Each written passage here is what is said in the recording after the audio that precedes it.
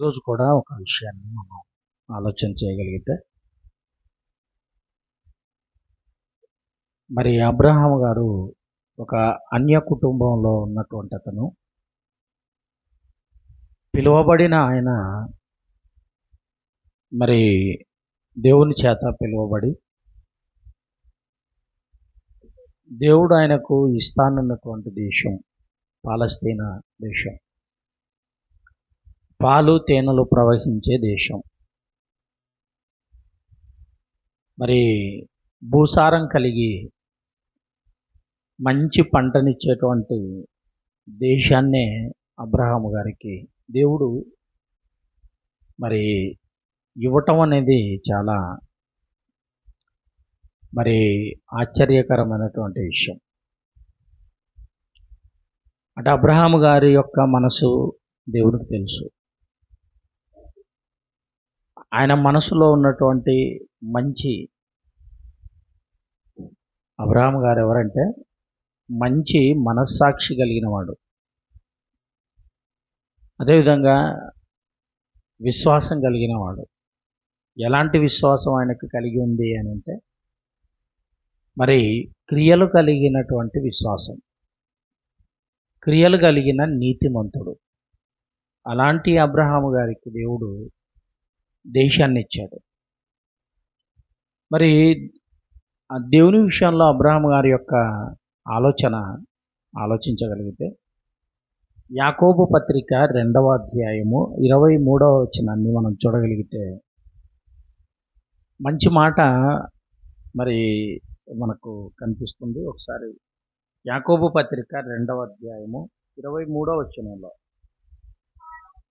కాబట్టి అబ్రహాము దేవుణ్ణి నమ్మెను, అది అతనికి నీతిగా ఎంచబడెను అను లేఖనము నెరవేర్చబడెను, మరియు దేవుని స్నేహితుడని అతనికి పేరు కలిగెను.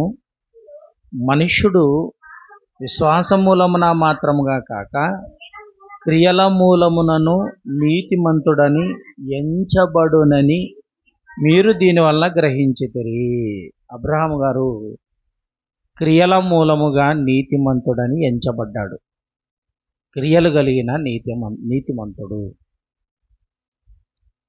ఇప్పుడు అబ్రహాము గారికి ఇచ్చినటువంటి దేశాన్ని గురించి ఆలోచించగలిగితే ప్రియులారా, మనము ఆలోచించవలసింది ఏంటంటే, అబ్రహాము గారికి దేశాన్ని ఇచ్చాడు, దాన్ని మరి ఎలా ఇచ్చాడు అని ఆలోచించగలిగితే, అబ్రహాము గారి యొక్క నీతి దేవునికి నచ్చింది. అర్థమవుతుందా? అబ్రహాము గారి యొక్క నీతి దేవునికి నచ్చింది. దేవునికి నచ్చింది ఏదైనా, లేకపోతే దేవుని మనసుకు ఏదైనా ఇష్టముగా కనబడింది అని అంటే, దాన్ని వెంటనే పరిశుద్ధాత్మ ప్రేరణ ద్వారా రాయిస్తాడు. కృత నిబంధనలో అబ్రహాము గారి యొక్క సందర్భాలు, దావీదు గారి యొక్క సందర్భాలు, మోషే గారి యొక్క సందర్భాలు, సొలొమోను గారి యొక్క సందర్భాలు, అంటే పాత నిబంధనలో జరిగిన చరిత్ర వీరులు వీళ్ళు. ఈ నీతిమంతుల యొక్క నీతిని జరిగించిన వీరులు, వీళ్ళ యొక్క చరిత్ర, లేకపోతే వారి యొక్క జీవిత విధానం, లేదా వారి యొక్క జీవితంలో జరిగినటువంటి సంఘటనలు, సన్నివేశాలు మరలా క్రొత్త నిబంధనలు రాయించడానికి గల కారణం, దేవునికి వారు నచ్చారు. మీరు అర్థం చేసుకోగలిగితే ప్రియులారా, దేవుడు ఏదైనా ఆయన దృష్టికి నచ్చింది అని అంటే, ఆయన మనసుకు నచ్చింది అని అంటే, ఆ సందర్భాన్ని మరలా జ్ఞాపకం చేయటానికి ఎప్పుడు కూడా దేవుడు తన మనసులో పెట్టుకుంటాడు. మరి అబ్రహాము గారి యొక్క జీవితం ఎంతటి ముందటి కాలంలో మనకు తెలిసిన విషయమే. క్రీస్తుకు పూర్వం సుమారుగా 3500, లేకపోతే 3800, క్షమించండి 3300, చాలా ముందటి కాలం. అబ్రహాము గారి కాలం అంటే చాలా ముందటి కాలం. అంటే నోవాహు జలప్రలయం జరిగిన తర్వాత వారి కుటుంబంలో నుంచి వచ్చినటువంటి వారే ఈ అబ్రహాము గారి యొక్క సంతానం. ప్రేమైన దేవుని పిల్లలారా, మీరు బాగా ఆలోచించండి. షేము, హాము, యాపేతులు వీళ్ళు మరి నోవాహు కుమారులైతే షేము గారి కుమారులలోనే అబ్రహాము గారు మరి ఉన్నాడు. అంటే ప్రియులారా, మీరు బాగా ఆలోచించాలి. అబ్రహాము గారి యొక్క జీవితం అనేది ప్రారంభ కాలంలో కొంతకాలానికి ప్రారంభ కాలంలోనూ జరిగినటువంటి సంగతిని తిరిగి రాయించడానికి కారణం ఏంటంటే, అబ్రహాము గారి యొక్క నీతి, ఆయన మనస్సాక్షి, ఆయన మంచి మనస్సు దేవునికి నచ్చింది గనక, అబ్రహాము దేవుణ్ణి నమ్మాడు గనక అది అతనికి నీతిగా ఎంచబడెను అని వ్రాయబడింది. నీతిగా ఎంచబడిందట. అంటే నమ్మితే నీతిమంతుడా? నమ్మితే నీతిమంతుడా?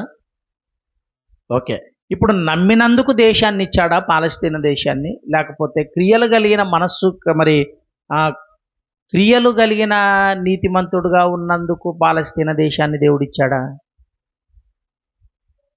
క్రియలు కలిగిన నీతిమంతుడిగా అబ్రహాము గారు ఉన్నారు గనుక పాలస్తీనా దేశాన్ని ఆయనకు ఇచ్చాడు. ప్రియమైన వాళ్ళారా, ఆలోచించండి. అంటే అబ్రహాము జీతానికి పాత్రుడు, పనివాడు జీతానికి పాత్రుడు. దానానికి లేకపోతే జీతానికి తేడా ఏంటి చెప్పండి? కష్టపడ్డామనుకోండి, ఒక యజమాని కింద కష్టపడ్డాం, కూలి పనికి వెళ్ళాం. సాయంత్రం అయినప్పుడు మనం ధైర్యంగా కూలిని అడుగుతాం,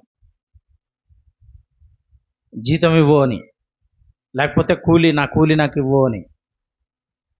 అంటే ఇంత ఖచ్చితంగా మనం అడగగలుగుతున్నాము అంటే దేవుని పిల్లలారా, పని చేశాం గనక. లేదు ఉచితంగా ఇచ్చారనుకోండి, దానం ఎప్పుడు చేస్తారు? ఏమండి, ఎవరైనా మరి అడుక్కునే వాళ్ళు వచ్చారనుకోండి, బిచ్చగాళ్ళు వచ్చారనుకోండి, అలాంటి వాళ్ళు వచ్చినప్పుడు మనం వారు ఏదో కష్టం చేసినందుకు మన మీద అజమాయిషి చలాయించి మనల్ని అడగరు. ఏమని అడుగుతారు? అమ్మా కాస్త దానం చేయండి అమ్మా, ఆకలిగా ఉంది, మా వాళ్ళు ఆకలిగా ఉన్నారు అని ఉచితంగా అడుగుతారు. వాళ్ళేం మనకేం మేలు చేసింది ఏం లేదు, కానీ వాళ్ళు అడుగుతారు. మన మనస్సును బట్టి, మన మంచి ఆలోచనను బట్టి, సహాయం చేయాలి అనే భావనను బట్టి మనం సహాయం చేస్తుంటాం. భోజనం పెడతాం, నీళ్ళు ఇస్తాం. ఏమండి, దాహంగా ఉన్న వాళ్ళకు నీళ్ళు ఇస్తాం, ఆకలిగా ఉన్న వాళ్ళకు మరి ఆహారం పెడతాం. ఏమండి, వస్త్రాలు లేని వారికి వస్త్రాలు అడిగితే వస్త్రాలను ఇస్తాం. అంటే మన దగ్గర ఉండేటువంటి ఉన్నంతలో సహాయం చేయడానికి మనం పూనుకుంటాం. ప్రియులారా, అంటే ఉచితంగా ఇచ్చేదాన్ని దానం, పని చేస్తే వచ్చింది రుణం లేదా జీతం. ఆలోచించండి. ఇప్పుడు అబ్రహాం గారికి దేవుడు ఇచ్చాడు అని అంటే అబ్రహాం గారికి ఎలా ఇచ్చాడు? కష్టపడ్డాడు. అబ్రహాం గారు కష్టపడ్డాడు. దేవుడు అంటే మనం నమ్మిన నమ్మకం లాంటిది కాదు అబ్రహాం గారి నమ్మకం. ఏమండి, ఇప్పుడు ఒకప్పుడు పునరుద్ధానానికి అసలు ఆధారమే లేనటువంటి సమయంలో నా కొడుకుని బలి ఇస్తే మళ్ళీ దేవుడు నాకు ఇవ్వగలడు అని నమ్మాడు. మనకు ఇప్పుడు ఆధారం ఉంది. ఏంటి ఆ ఆధారం? యేసుప్రభుల వారు చనిపోయి సమాధి చేయబడి తిరిగి లేచిన సంగతి మనకు ఆధారంగా కనబడింది గనక, ఆదర్శంగా కనబడింది గనక, నేను కూడా ఒకవేళ దేవుని కొరకు బ్రతికి చచ్చిపోతే నేను కూడా యేసుప్రభు ప్రతిఫలంగా ఉన్నాడు, నేను కూడా లేవగలను, ఎలాగైనా కూడా పునరుద్ధాన స్థితిలో నేను కూడా ఉండగలను అనే నమ్మకం ఉందనుకోండి. ఏమండి, ఆధారం కలిగి మనం నమ్ముతున్నాము. అబ్రహాం గారు ఆధారం లేనప్పుడు నమ్మాడు. అందుకే అలా నమ్మాడు గనక, క్రియలు కలిగిన నీతిమంతుడుగా బ్రతికాడు గనక ఆయనకు మరి దేవుడు పనివాడు జీతానికి ఎలాగైతే పాత్రుడో అబ్రహాం గారు కూడా జీతానికి పాత్రుడు అనుకున్నాడు గనక దేశాన్ని, భూభాగాన్ని, ఎకరాలు కలిగిన భూభాగాలను మరి అబ్రహాం గారికి దేవుడు ఇచ్చాడు. అర్థమవుతుందా? అంటే దేవునికి నచ్చాలి. ఉదాహరణకి ప్రార్థన, చాలామంది ప్రార్థన చేస్తుంటారు. ఎలా ప్రార్థన చేస్తుంటారు చెప్పండి? ఏమండి, దేవునికి ప్రార్థన ఎలా చేస్తుంటారంటే, చదువుకుంటున్నటువంటి అబ్బాయిలు ఉన్నారనుకోండి, అమ్మాయిలు ఉన్నారనుకోండి, నా కుమారుడు మంచి మార్కులతో పాస్ అయ్యేటట్లుగా చూడు దేవా అని అడుగుతుంటారు. లేదా చదువు అయిపోయింది అని అంటే ఉద్యోగం కోసం పోరాటం చేస్తున్నారనుకోండి, మంచి ఉద్యోగాన్ని అనుగ్రహించు దేవా అని దేవుణ్ణి ప్రార్థన చేస్తుంటారు. అంటే లోక సంబంధమైన వాటి కొరకు మన నోరు అదుపులో లేకుండా అడగటం మొదలు పెడతాం.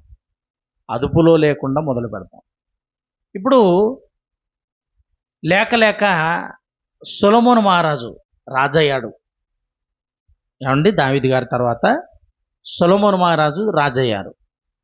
రాజైన తర్వాత రాజుగా ఉన్నటువంటి అతను ఏమడిగాడు దేవుణ్ణి అనంటే, అసలు ఒక రాజు స్థానంలో ఉండి దేశాన్ని పరిపాలించాలి అంటే, దేశాలన్నింటిని కూడా, పాలెములు అన్నింటిని కూడా అధికారంతో పాలించాలి అంటే అతనికి ఏముండాలి అంటే ఆస్తిపాస్తులు ఉండాలి. ఏలాలి అంటే ఆస్తులు ఉండాలి. మంచి గవర్నమెంట్ను నడిపించాలి అని అంటే డబ్బు ఉండాలి. అలాంటి సొలొమోను గారు రాజు స్థానాన్ని తీసుకున్న తర్వాత ప్రార్థన చేశాడు. ఏమని ప్రార్థన చేశాడు? దేవా, నీ ప్రజలను నేను పాలించాలి అంటే, నీ ప్రజలను నేను చక్కగా పరిపాలించాలి అంటే నాకు జ్ఞాన వివేకము గల హృదయాన్ని ప్రసాదించు అని అడిగాడు. ఏమడిగాడు? రౌతులను అడగలే, ఏనుగులను అడగలే, కోటలను అడగలే, కొండలను అడగలే, బంగారాన్ని అడగలే. ఈ అధికారం వచ్చిన తర్వాత నీ పిల్లలకు సరి అయిన న్యాయాన్ని, పాలన అందించాలి అంటే నాకు జ్ఞాన హృదయాన్ని నువ్వు ప్రసాదించుదేవా అని అడిగాడు. ఇది దేవునికి నచ్చింది. అంటే ఈరోజు ఉన్నటువంటి క్రైస్తవులు అందరూ కూడా ఏమని దేవుణ్ణి అడుగుతారు అని అంటే, ప్రియులారా, ప్రతిది కూడా ఈ 60 సంవత్సరాలు 70 సంవత్సరాలకు సంబంధించిన మరి నిర్మూలమయ్యే వాటిని కొరకే అడుగుతుంటారు. ఎంత ఉద్యోగం ఇచ్చినా, నీకు ₹1,00,000 ఉద్యోగాన్ని ఇచ్చినా, 10 లక్షల ఉద్యోగాన్ని ఇచ్చినా ఒక లిమిట్, ఏజ్ లిమిట్ ఉంటుంది. సర్టన్ ఏజ్ అంటే ఈ లిమిట్ కలిగినటువంటి ఏజ్ వరకే నువ్వు ఉద్యోగం చేయాలి, అంతవరకు జీతం తీసుకుంటావు. ఆ తర్వాత వాళ్ళే నువ్వు వద్దు పోనైనా ఇంకా నీ శక్తి సామర్థ్యాలు ఉద్యోగానికి మరి సాలవు కనుక నువ్వు రెస్ట్ తీసుకొని నీకు కావాలంటే పింఛన్ కూడా మేము ఏర్పాటు చేస్తామని చెప్తుంది గవర్నమెంట్. అర్థమవుతుందా? అంటే ఏది ఏమైనా కొన్ని సంవత్సరాలకు సంబంధించినటువంటి వాటి మీదనే మనకు మనస్సుంచి ప్రార్థన చేస్తామే తప్ప, మనకు రాబోయే యుగమందు కూడా ప్రయోజనకరంగా ఉండేదాని కొరకు ఎవరు కూడా ప్రార్థన చేయటం లేదు. దేవునికి సొలొమోను గారి ప్రార్థన చాలా బాగా నచ్చింది. ఎంత బాగా నచ్చితే ఆ మాట అన్నారు చెప్పండి ప్రియులారా? ఆలోచించండి, ఎంత బాగా నచ్చాలి దేవునికి. నాకు నీ ప్రజలను పరిపాలించడానికి జ్ఞాన వివేకము గల హృదయాన్ని ప్రసాదించు దేవా అని దేవుణ్ణి అడుగుతుంటే దేవునికి ఈ ప్రార్థన చాలా నచ్చింది. ప్రియమైన దేవుని పిల్లలారా, అలా నచ్చినందుకు జ్ఞానముతో పాటు, బాగా ఆలోచించాలి, జ్ఞానముతో పాటు ఏం చేశారు? జ్ఞానముతో పాటు మరి సకల సంపదలు, సర్వ సంపదలు అన్నింటినీ కూడా మరి సొలొమోను మహారాజు గారికి అన్నింటినీ దేవుడు అనుగ్రహించాడు. ప్రియమైన వాళ్ళారా, అన్నింటినీ అనుగ్రహించాడు. ఎందుకంటే ఒక రాజు స్థానంలో ఏది అవసరమో, రాజ్యాన్ని పాలించడానికి ఏదైతే అవసరమో వాటన్నింటినీ కూడా దేవుడు సిద్ధపరిచి సొలొమోను గారికి ఇచ్చాడు. నచ్చింది. ప్రియమైన దేవుని పిల్లలారా, దేవుని యొక్క కృప మనపై ఎల్లప్పుడూ ఉండాలి అని అంటే మనం ఏ స్థితిలో ఉన్న దేవునికి స్తోత్రాలు చెల్లించేవారిగా మనం ఉండాలి.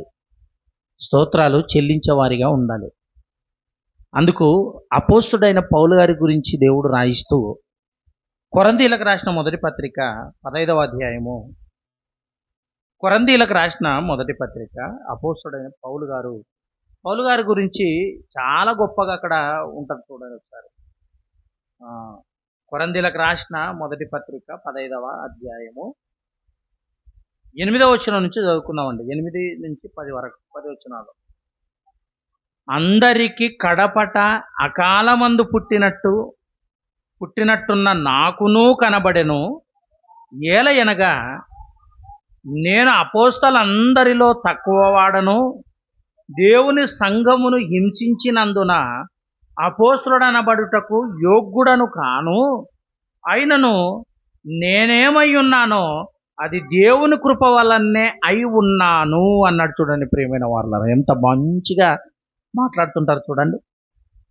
ఎంత గొప్ప సేవకుడు అంటే అపోస్తలుడైన పౌలు గారు. ఈ రోమా పత్రిక నుంచి హెబ్రీలకు రాసిన పత్రిక వరకు, హెబ్రీ పత్రిక వరకు 14 పత్రికలలో ఆయన రాయించిన అనుభవాలు, ఆయన చేసిన సేవ జీవితం, పరిచర్య, ఏమంటే పేదవారిని ఆదుకోవటంలో, పేదవారికి సువార్త అందించటంలో, వాక్యమే పరిచయం లేని వారికి పరిచయం చేయటంలో, ఎంతోమంది ఆత్మలను రక్షించటంలో, సంఘాలను స్థిరపరచటంలో, సంఘాలలో ఉన్నటువంటి వారందరినీ బలపరచటంలో, వారందరికీ తన యొక్క ఏమంటారు సహాయాన్ని అందించటంలో, ఇవన్నీ పౌలు గారి యొక్క జీవితాన్ని మనం ఆలోచించగలిగితే ప్రియమైన దేవుని పిల్లలారా, నేను అకాలంలో పుట్టినవాడను అంటాడండి. అకాలంలో పుట్టినవాడను అంటే అప్పటికే ధర్మశాస్త్రం చాలా అవపోసాన పట్టినవాడైనా. ధర్మశాస్త్రం బాగా తెలుసు, యెహోవా అంటే బాగా తెలుసు. తెలియంది ఎవరు అంటే యేసుక్రీస్తుల వారే. యేసుక్రీస్తుల వారే. యేసుక్రీస్తుల వారు తెలియనంత వరకు మరి యేసుక్రీస్తు వారిని నమ్మినా, లేకపోతే యేసుక్రీస్తు వారి గురించి ఎవరైనా మాట్లాడినా, యేసుక్రీస్తు వారి గురించి ఎవరైనా తలుచుకున్నా వారిని ఈడ్చుకుంటూ వెళ్ళి హింసించేవాడు పౌలు గారు. అంటే అతని పేరు అప్పుడు ఏం పేరు అంటే సౌలుగా ఉన్నటువంటి అతను యెహోవా గురించి తెలుసు, ధర్మశాస్త్రం గురించి కూడా తెలుసు. అప్పటికి కూడా మంచివాడే.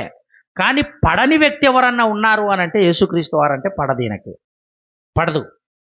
కానీ మరి యేసుక్రీస్తు వారిని గురించి ఇంత హింసిస్తున్నాడు. అప్పటికి యేసుక్రీస్తు వారు లేరు. ఎప్పుడైతే నేను కడపటి, ఆ మాట అంటాడు చూడండి 8వ వచనంలో, అందరికీ కడపట అకాలమందు పుట్టినట్టు నాకును కనబడెను. ఎవరు కనబడ్డారు? యేసుప్రభుల వారు.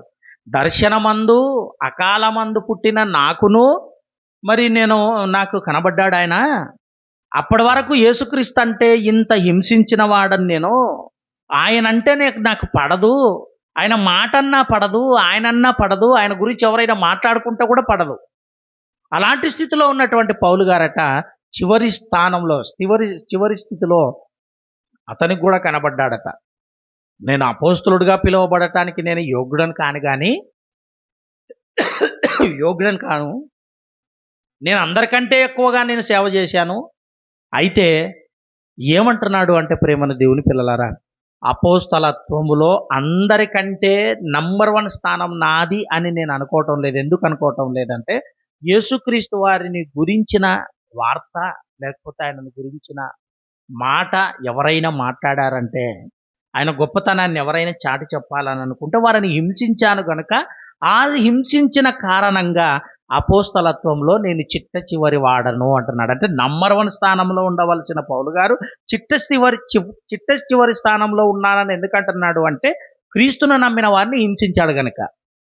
అదొక్క కారణమే ఉంది ఈయనకి. ఇంకా వాక్యదు మరి ధర్మశాస్త్రం మీద చాలా పట్టుంది, యెహోవా దేవుడు అంటే చాలా పట్టుంది. ఆయనంటే బాగా తెలుసుకున్నాడు, ధర్మశాస్త్రం అంటే తెలుసుకున్నాడు, బాగా మంచి స్థానంలో ఉన్నాడు, అవపోసాన పట్టినవాడు. ధర్మశాస్త్రాన్ని గురించి మాట్లాడాలి అంటే మరి పౌలు గారు మాట్లాడాలి.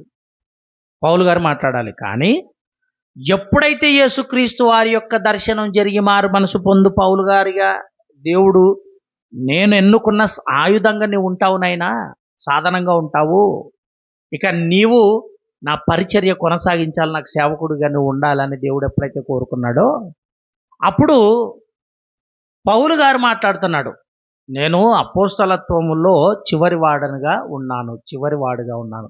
ఎందుకంటే ప్రియమైన దేవుని పిల్లలారా, అకాలమందు పుట్టారనుకోండి, ఉదాహరణకి బిడ్డ ఎప్పుడు పుట్టాలి? 9 నెలలు పుడితే బాగుంటాడు, మంచి ఆరోగ్యంగా ఉంటాడు, అవయవాల విషయంలో కానీ అంతర్భాగంలో ఉన్న అవయవాలు కానీ, ఆరోగ్య విషయంలో కానీ, తెలివితేటల్లో కానీ అన్నింట్లోనూ చాలా బాగా చురుకైన వాడిగా ఉంటాడు పెరిగే విధానంలో. అది 6 నెలలకో, ఒకవేళ 7 నెలలకో, 8 నెలలకో పుట్టాడనుకోండి, బలహీనంగా ఉంటాడు. అనారోగ్య సమస్యలు, ఏదో ఒక సమస్య, ప్రతిసారి హాస్పిటల్‌కి వెళ్ళవలసిన అవసరం ఉంటది. కానీ పౌలు గారు అకాలమందు పుట్టిన వాడని నేను అని అన్నాడంటే అర్థం ఏంటి? యేసుక్రీస్తు వారు పుట్టిన ఆ కాలంలోనే ఒకవేళ నేను పుట్టింటే, యేసుక్రీస్తు వారు పుట్టిన ఆ కాలంలో అంటే ఆయన మరణించిన తర్వాత, చనిపోయిన తర్వాత కదా ఈయన వచ్చింది. కానీ అపోస్తలుగా ఉన్నటువంటి వారి కాలంలోనే పుట్టింటే పేతురు గారి కంటే నంబర్ 1 స్థానాన్ని తీసుకునేవాడు ఇతను. అంత గొప్ప సేవకుడైన, అందరికంటే ఎక్కువ సేవ చేశాడు, అందరికంటే ఎక్కువ ప్రయాసపడ్డాడు, శ్రమలు పడ్డాడు, కష్టపడ్డాడు. పేతురు గారి కంటే, యోహాను కంటే, యాకోబు కంటే, ఆంద్రేయ కంటే, ఇంకా మిగిలిన అపోస్తులు కడమటి అపోస్తులు ఎంతమంది అయితే ఉన్నారో అందరికంటే ఎక్కువ కష్టపడ్డాడు. అయినా నేను చివరి వాడను అంటున్నాడు. చూడండి, పౌలు గారి యొక్క తగ్గింపు ఎవరికి ఉండదు ప్రేమన వాళ్ళారా. మంచిగా బాగా పాట పాడారనుకోండి, నాలాగే ఎవరు పాడలేరు అనుకుంటాం. మంచిగా వాక్యం చెప్పానుకోండి, ఈరోజు అసలు నేను భలే ప్రసంగం చేశాను అనుకుంటాను. కానీ పౌలు గారు ఏదైనా గొప్ప కార్యం చేయని, ఏదైనా గొప్ప కార్యం చేయని ఏమంటాడో తెలుసా? కింది మాటలు చూడండి, బలం ఉంటుంది. ఏలయనగా నేను అపోస్తలులందరిలో తక్కువ వాడను, దేవుని సంఘమును హింసించినందున ఏమంటాడంటే అపోస్తలుడనబడుటకు నేను యోగ్యుడను కాను అంటున్నాడు. చూడండి, అయినను నేనేమై ఉన్నానో అది దేవుని కృప వలనే అన్నాడు. చూడండి ప్రియులారా, అసలు ఏమై ఉన్నాడు ఈయన? ఈరోజు ఉన్నటువంటి క్రైస్తవులు ఇదే ఆలోచించాలి. మరి ఎప్పుడైనా కూడా ఒకటే కోణంలో వెళ్ళిపోకూడదు. దేవుని యొక్క వాక్యం పలు కోణాలు. ఎందుకంటే సముద్రం బైబిల్ అంటే, ఇది నాకు వచ్చు, నేనే ప్రవీణుడను, బైబిల్లో ఏ సందర్భాన్నైనా నేను ఈ విధంగా ఇలా వివరించి చెప్పగలను అనే ఈ అజ్ఞాన ఆలోచన ఉండకూడదు ఎవరికి కూడా. ఎందుకంటే ప్రియులారా, మనం ఎప్పుడు నేర్చుకునేవారిగానే ఉండాలి. చెబుతున్నాను, నేను నేర్చుకుంటున్నాను, ఈ మాటలో నేర్చుకొనే మీకు చెప్తున్నాను. నా అంతటి నేనే కాదు, ఎవరైనా. పౌలు గారు కూడా అదే మాట్లాడతాడు. ఏమంటాడంటే, ఇదిగో నేనేమై ఉన్నానో అది దేవుని కృపనే, దేవుని కృప. అసలు ఈయన ఏమున్నాడు చెప్పండి ప్రియులారా? ఈరోజు క్రైస్తవుల్లో రిచ్ సంఘాలు ఉంటాయి, రిచ్ సంఘాలు. ఇలా సంఘాల గురించి మాట్లాడతానండి, నిజంగా గంటలు చాలకొస్తాయి. అయినా కొన్ని విషయాలు చెప్తాను. ఈ సంఘాల్లో ప్రభువు తన కృప నా మీద ఉన్నందువలన పెద్దవాడు అమెరికాలో జాబ్ చేస్తున్నాడు అంటారు, చిన్నవాడు లండన్లో జాబ్ చేస్తున్నాడు అంటారు, మంచి పెద్ద ఇల్లు కట్టుకున్నాము అని అంటారు. ఏ ఇబ్బంది లేదండి ఆర్థికంగా. దేవుని నమ్మినందుకు, ప్రభువుని నమ్ముకున్నందుకు దేవుడు నాకు ఇచ్చాడు, ఆయన కృప మనకి. ఏమండి, నిజం చెప్పండి, ప్రభువుని నమ్ముకుంటే పౌలు గారు షాపింగ్ కాంప్లెక్స్ కట్టాడా? అప్పట్లో కాంప్లెక్స్ కట్టాడా? లేకపోతే మంచి పెద్ద అపార్ట్మెంట్ కట్టాడా? ఏం లేదే. అన్నింటినీ ఏమనుకున్నాడు? పెంటగా ఎంచుకున్నాడు. అంటే అన్నింటినీ నష్టంగా ఎంచుకున్నాడు, అన్నింటినీ పోగొట్టుకున్నాడు, ఆరోగ్యాన్ని పోగొట్టుకున్నాడు, ఆలోచనలో బలహీనుడైనాడు, ఆస్తిపాస్తులను పోగొట్టుకున్నాడు, సొంత ఏది కూడా ఇల్లు సొంతంగా కట్టుకోలేదు, అద్దె ఇంట్లో ఉండి బ్రతికాడు, ఆయన జీవనం కొనసాగించాడు. అంటే ప్రభుని నమ్ముకుంటే పోతాయనా వస్తాయనా? నిజం చెప్పండి. వాక్యాన్ని బట్టి ఈ అపోస్తులు కానివ్వండి, పౌలు గారు కానివ్వండి, వాళ్ళు ఏమైనా వెనక 4 రాళ్ళు వేసుకున్నారా? 4 రాళ్ళు వేసుకున్నారా? వేసుకోలేదు. నేనేమై ఉన్నానో అని పౌలు గారు మాట్లాడుతున్నాడు అంటే ఏమై ఉన్నాడు చెప్పండి, ఖచ్చితంగా చెప్పండి. కష్టపడ్డాడు ఆయన, పేదవాడిగా బ్రతికాడు. ఆ పేద స్థితిలో కూడా ఇతరులకు సహాయం చేసే మనస్సు ఆయనకుంది. ఆయన పడిన డేరాలు కుట్టుకుంటూ బ్రతికినటువంటి అతను ఆ రోడ్డు పక్కల డేరాలు కుట్టుకునేటువంటి అతను ఏం చేశాడు? వాటిని అమ్ముకోవాలి, స్వార్థ సేవ చేయాలి. వాటిని అమ్మాలి, కుట్టాలి, పని చేయాలి, ఇతర దేశాలకు వెళ్ళాలి, కుట్టాలి, పని చేయాలి, ఇతర ప్రాంతాలకు వెళ్ళాలి, కుట్టాలి, పని చేయాలి, సంఘాలను స్థాపించాలి. ఆ సంఘంలో ఉన్న వారందరికీ దేవుని యొక్క వాక్యం చేత వారందరినీ కూడా ప్రభువుల నుంచి తొలగిపోకుండా బలమైన వారిగా స్థిరపరచాలి. పౌలు గారి జీవితాన్ని ఆలోచించని ప్రేమన దేవుని పిల్లలారా. ఈ పత్రికలను చదువుతుంటేనండి నిజంగా పౌలు గారు పడిన శ్రమ, కష్టము, ఆయన పడిన బాధ ఎంత ఇంత అసలు వర్ణనాతీతం ప్రేమన దేవుని పిల్లలు. చెప్పలేం మనం, అసలు మనం చెప్పుకోలేం. అంత గొప్ప కార్యక్రమాలు పౌలు గారు చేసినట్టుగా ఉంటాడు. నేనేమై ఉన్నానో 10వ అంటాడు, అయినను నేనేమై ఉన్నానో అది దేవుని కృప వలనే. ఇల్లు కట్టుకుంటే దేవుని కృప అంటాడు, ఉద్యోగం వచ్చిందంటే దేవుని కృప అంటాడు, మంచి భర్తని కూతురికి పెళ్లి చేశారు అంటే దేవుని కృప అంటారు, మంచి స్థానం, మంచి ఫుడ్ తింటున్నారంటే దేవుని కృప అంటారు, మంచి వస్త్రాలను ధరించాడు అంటే దేవుని కృప అంటాడు. ప్రభు నమ్ముకున్నవారు అసలు దేవుని కృప అని ఎప్పుడన్నారో తెలుసా? మాసిపోయిన బట్టలతో సువార్త కార్యక్రమాలకు వెళ్తాం చూసారా, ఇప్పుడు దేవుని కృప అనాలి. పౌలు గారు అదే కదండి. అంటే నేనేమై ఉన్నానో అది దేవుని కృప అంటున్నాడు. అంటే నేను అన్నింటినీ నష్టంగా ఎంచుకున్నాను, పెంటగా ఎంచుకున్నాను, నేను నష్టాలలో ఉన్నాను, బాధలో ఉన్నాను, శ్రమలో ఉన్నాను, అవమానంలో ఉన్నాను, అయినను దేవుని పనిని నేను ముందుకు తీసుకెళ్లటమే నా ధ్యేయంగా నేను పెట్టుకున్నాను అంటాడు పౌలు గారు. చూడండి ఇంకా క్రిందికి ఏమంటాడు?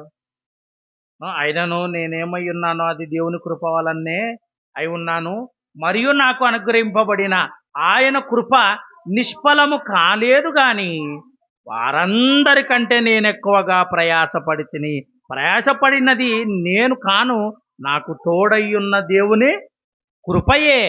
వారందరికంటే అంటే వాళ్ళెవరు? అపోస్తలులందరికంటే ఎక్కువ ప్రయాసపడ్డాను. అలా ఎక్కువ ప్రయాస పడటానికి దేవుని యొక్క కృప నాకు తోడుగా ఉంది. సముద్రంలో బాధపడ్డా, సొంత సహోదరులతో బాధపడ్డా, సంఘ సహోదరులతో బాధపడ్డా, సంఘముతో బాధపడ్డా, సమాజముతో బాధపడ్డా, ఏది పడినా ఏది కష్టపడినా దేవుని కృప నాకు తోడుగా ఉంది అన్నాడు. చూడండి ప్రియులారా, అంటే బాధల్లో దేవునికి స్తోత్రం చెప్తున్నాడు, దేవుని కృపను జ్ఞాపకం చేసుకుంటున్నాడు. ఇదే మాట మనకు మరి ఈ మాటలు ఆలోచిస్తుంటే ఒక మాట మనకు గుర్తుకు రావాలి. పాత నిబంధనలో ఎవరో తెలుసా?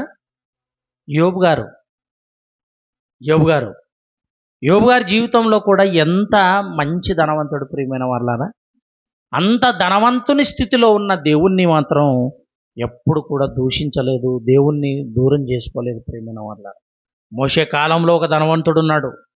ఆ ధనవంతుడు చనిపోకముందు ఎంతో సుఖభోగాలను మరి అనుభవించాడు. ఆయన సన్నపు నార బట్టలు వేసుకోవటం, మంచి ఫుడ్డు, తన బల్లపు తినేటువంటి ఆ బల్ల మీద ఆ డైనింగ్ టేబుల్ మీద అతనికి కావలసిన ప్రతి ఐటము అప్పట్లోనే అతను తింటున్నాడు.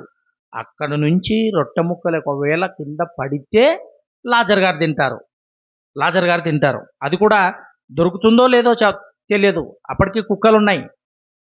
కుక్కలు వచ్చి ఆయన తింటుంటే, కుక్కలు వచ్చి ఆ రక్తం కారిపోతుంటే, ఆ కురుపులతో ఉన్నటువంటి బాధలో ఉన్నటువంటి లాజర్ గారి కురుపులను నాకుతుంటే ఆయన ఎంత వేదనకరమైనటువంటి బాధలో ఉన్నారు చూడండి ప్రియమైన వాళ్ళారా. అలాంటి ధనవంతుడు మరణించి వెళ్ళిపోయాడు. ఈయన కూడా ధనవంతుడే. ఊజు దేశంలో అంతటి ధనవంతుడు ఎవరు లేరు అని రాయబడింది. దానికి తోడు ఇంకొక మాట రాయబడింది. ఏమని రాయబడింది అంటే, ఇదిగో ఆయన యథార్థవంతుడు, న్యాయవంతుడునై దేవుని యందు భయభక్తులు కలిగిన వాడు. క్వాలిఫికేషన్ చూడండి. బిఏ, ఎంఏ, ఎంఫిల్, పిహెచ్డి ఇవన్నీ రాసుకుంటారు. కింద పేరు రాశారంటే రామకృష్ణ అని రాశారనుకోండి, బిఏ, ఎంఏ, ఎంఫిల్, పిహెచ్డి, ఇంకా ఏవేవో రాసుకుంటారు. కానీ యోబు గారికి ఉన్నటువంటి క్వాలిఫికేషన్స్, డిగ్రీలు చూడండి. ఏమేమట? న్యాయవంతుడు, యథార్థవంతుడు, చెడుతనమును విసర్జించిన వాడు, దేవుని యందు భయభక్తులు కలిగిన వాడు. ఏమంటే ఎంత మంచి క్వాలిఫికేషన్స్ ఉన్నాయి చూసారా యోబు గారికి. ఎంత మంచి క్వాలిఫికేషన్ చూడండి ప్రియులారా.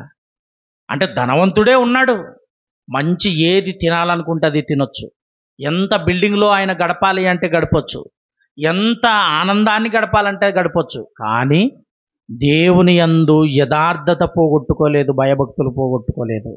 న్యాయవంతుడు, నీతిమంతుడు. ప్రియమైన దేవుని పిల్లలారా, అలాంటి గొప్ప భక్తుడైనటువంటి అతనికి అండి భార్య దగ్గరకు వచ్చింది. 2వ అధ్యాయం 9వ వచనంలో చదవండి మాట, బాగుంటుంది. 2వ అధ్యాయం 9వ వచనం. అతని భార్య వచ్చి, నువ్వు ఇంకా యథార్థతను వదులుకోలేదు అంటే, యథార్థత ఇంకా ఆయనలో ఉంది. ఎప్పుడు ఈ స్థితి ఎప్పుడు?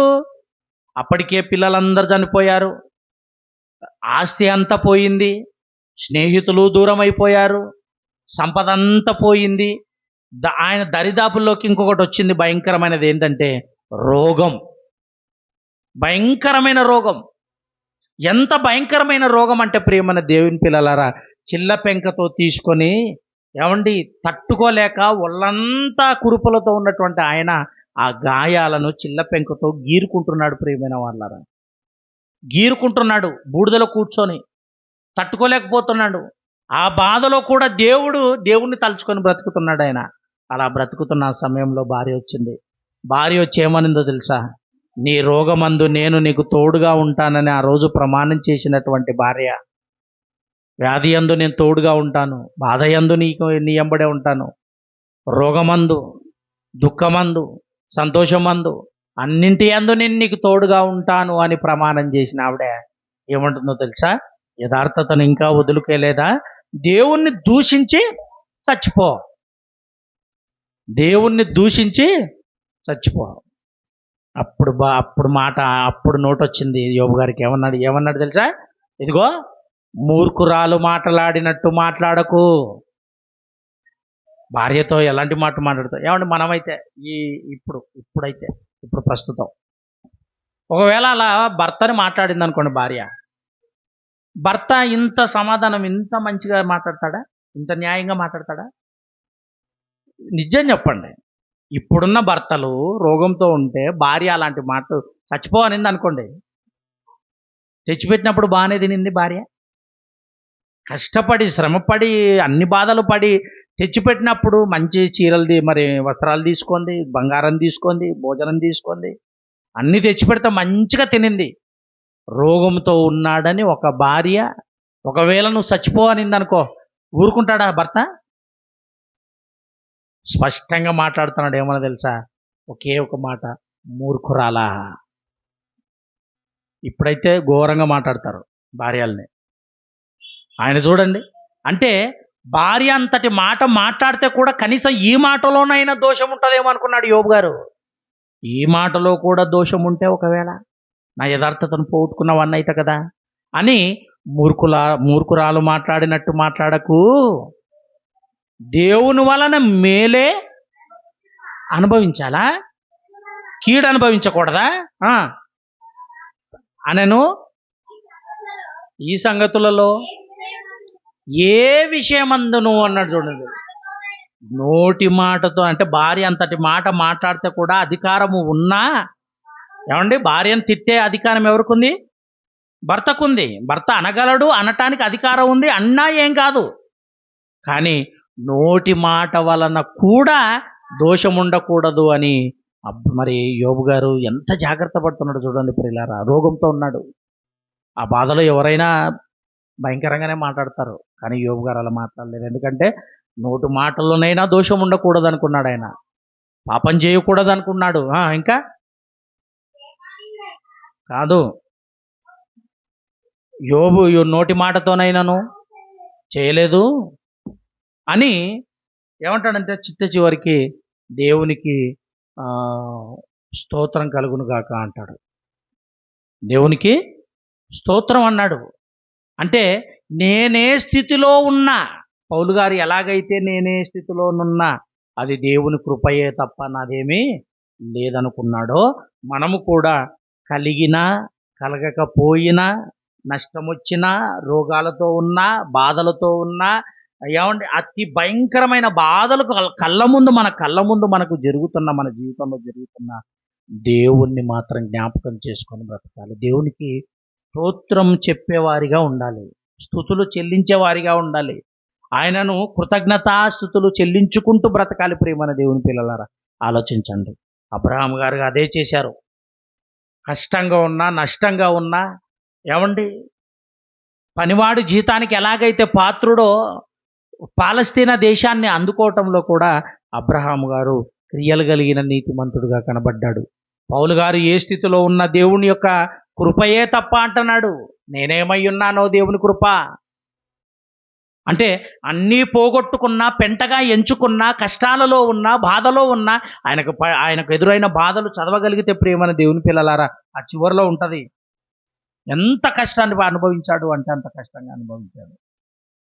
పలుమార్లు దెబ్బలు, పలుమార్లు రాళ్లతో దెబ్బలు, పలుమార్లు ఏమండి సహోదరుల వలన ఆపదలు, సంఘముతో ఆపదలు, కపట సహోదరుల వలన ఆపదలు, ఇవన్నీ కూడా చదివితే ప్రేమైన దేవుని పేరు అలసిపోయినంత బాధలు ఉన్నాయి. అయినా నేను ఏమై ఉన్నానో నా దేవుని కృప, దేవుని కృప. అంటే ఏ స్థితిలో ఉన్నా, రోగం ఏమంటే కష్టాలు వచ్చాయని బాధపడాల్సిన అవసరం లేదు. కష్టాలు కూడా మన మంచికి జరుగుతాయట. కొన్నిసార్లు కష్టం వచ్చినప్పుడు సంతోషపడాలట. కష్టం వచ్చి దేవుడు ఏ దారిన మనల్ని తీసుకొని పోతున్నాడో అది ఆలోచించాలి. దేవుడు ఎందుకు నాకు కష్టాన్ని తెచ్చిపెట్టాడు, ఈ బాధను ఎందుకు తెచ్చిపెట్టాడని మనం ఆలోచించాలట. ఆయనని చెడుగా మాట్లాడకూడదు, మాటతోనైనా పాపం చేయకూడదు. యోబు గారు అదే చేశాడు, పౌలు గారు అదే చేశారు. ప్రేమైన దేవుని పిల్లలారా, చివరిగా గలతీలకు రాసిన పత్రిక 2వ అధ్యాయము ఏమండి బాగుంటుంది చూడండి ఒకసారి. పౌలు గారు గలతీలకు రాసిన పత్రిక 2వ అధ్యాయము 18వ వచనం నుంచి, నేను పడగొట్టిన వాటిని మరలా కట్టిన ఎడల నన్ను నేనే అపరాధినిగా కనపరుచుకొందును కదా. నేనైతే దేవుని విషయమై జీవించు నిమిత్తము ధర్మశాస్త్రం వలన ధర్మశాస్త్రము విషయమై చచ్చిన వాడనైతిని. నేను క్రీస్తుతో కూడా సిలువ వేయబడి ఉన్నాను. ఇకను జీవించువాడను నేను కాను, క్రీస్తే నా యందు జీవించుచున్నాడు. నేనిప్పుడు శరీరమందు జీవించుచున్న జీవితము నన్ను ప్రేమించి నా కొరకు తన్ను తాను అప్పగించుకొనిన దేవుని కుమారుని అందలి విశ్వాసము వలన జీవించుచున్నాను. జీవించుచున్నది నేను కాదు, నేను పడగొట్టినది నేను మరలా నేను కట్టాను అనుకోండి, నేను అపరాధ అవుతాను అంటున్నాడు. అంటే దాని అర్థం ఏంటో తెలుసా? దాని అర్థం ఏంటి? పడగొట్టినదంటే నేను గతంలో చేసినటువంటి ఏవైతే దోషాలు ఉన్నాయో మళ్ళీ అవి చేశాను అని అంటే కట్టడం, మళ్ళీ కట్టడం, దాన్ని పడగొట్టుకున్నాడు. ఈ దోషాలన్నింటిని కూడా పడగొట్టుకున్నాను, తిరిగి మరలా ఆ దోషాల జోలికి నేను వెళ్ళాను అంటే నేను అపరాధ అవుతాను. అదే మాట అక్కడ మాట్లాడుతున్నాడు 18లో. నేను అపరాధినిగా కనపరుచుకొందును కదా. నేనైతే దేవుని విషయమై జీవించిన నిమిత్తము ధర్మశాస్త్రం వలన ధర్మశాస్త్రం విషయమై చచ్చినవాడనైతిని. నేను క్రీస్తుతో కూడా సిలువ వేయబడి ఉన్నాను. క్రీస్తుతో కూడా సిలువ వేయబడి ఏమంటే పౌలు గారు సిలువ వేయబడి చచ్చిపోయాడా? సిలువ అంటే అర్థం ఏంటి బైబిల్ ప్రకారంగా? శ్రమలు. ఆయన ప్రత్యక్షంగా సిలువ మీద చనిపోయాడు. నేను ఆ సిలువకు అర్థం ఏంటి అంటే శ్రమలు. ఆ శ్రమలే నేను కూడా పడ్డాను. నేను శ్రమలు పడ్డాను అని ఇకను జీవించువాడను నేను కాను, నా యందు క్రీస్తే నా యందు జీవించుచున్నాడు. అబ్బాయి ఎంత మంచి మాట చూసారా! మాటలో క్రీస్తు కనబడుతున్నాడు, చూపులో క్రీస్తు కనబడుతున్నాడు, ప్రవర్తనలో క్రీస్తు కనబడుతున్నాడు, పనిలో క్రీస్తు కనబడుతున్నాడు, దేవుని మహిమపరచటంలో క్రీస్తు కనబడుతున్నాడు. దేవుడంటే ఎంత గొప్ప ఆయనో అతన్ని కనపరచడానికి తన శరీరమందు కనపరుస్తున్నాడట, చూపిస్తున్నాడట పౌలు గారు. ఆలోచించండి ప్రేమన దేవుని పిల్లలారా. అంటే ఏ శ్రమ వచ్చైనా దేవుని కృప అనుకోవాలట, ఏ బాధ వచ్చినా దేవుని కృప అనుకోవాలట, ఏ రోగం వచ్చినా దేవుని కృప అనుకోవాలట. చనిపోయే ఏమంటే స్థితిలోకి వెళ్ళిపోతున్న దేవుని కృప అనుకోవాలంట. పౌలు గారి యొక్క జీవితం చెబుతుంది ప్రియులారా. ఆయన అంటున్నాడు, ఇదిగో జీవించుచున్నది నేను కాదు, నేను ధర్మశాస్త్ర ప్రకారంగా ఎప్పుడో చచ్చిపోయాను. ఎందుకంటే ధర్మశాస్త్ర ప్రకారంగా బ్రతకాలంటే ఎవరి వల్ల కాలేదు? యేసుక్రీస్తు వారు తప్ప.